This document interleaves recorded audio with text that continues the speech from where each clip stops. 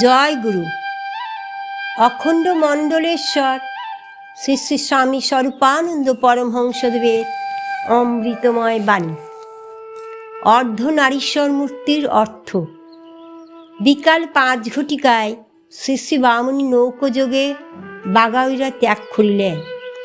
6:30 ঘটিকার সময়ে নৌকা নাটঘরের নিকটবর্তী হইলে সঙ্গীয় ব্রহ্মচারী ও শ্রীযুক্ত সূর্যবাবু নাটঘরের অর্ধনারীশ্বর শিবমূর্তি দর্শনের জন্য আগ্রহ প্রকাশ করিলেন। শ্রী শ্রী বামুনি বলিলেন, বেশ তো।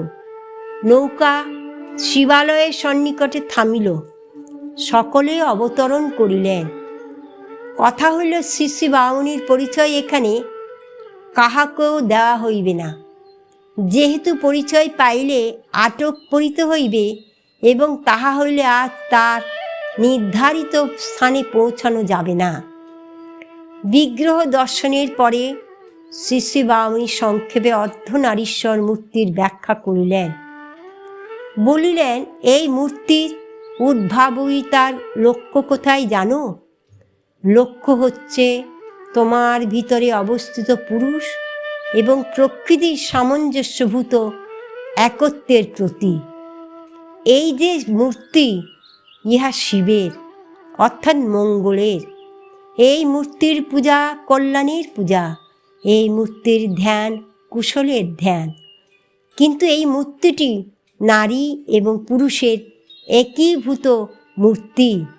নারীত্ব পুরুষত্ব এখানে পরস্পর থেকে পরস্পরের পৃথক নয়, তাই একের প্রতি অপরের আসক্তি নেই।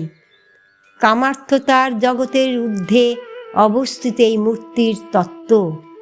এই মূর্তি তোমাকে বলছেন, হে সাধক, তোমার ভিতরে এইভাবেই নারী ও পুরুষ ওতপ্রোতভাবে একীভূত।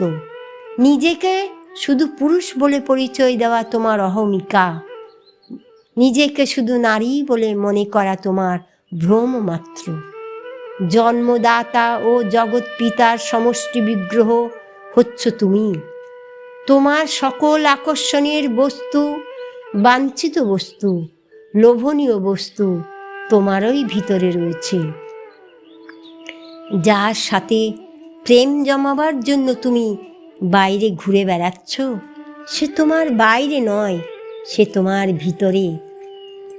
সে তোমার প্রতি অঙ্গে, সে তোমার সঙ্গে অবিচ্ছেদ্যভাবে জড়িত, অঙ্গাঙ্গিভাবে গ্রথিত। প্রতি লোমকূপে তোমাতে আর তাতে রমণ। ওম শান্তি।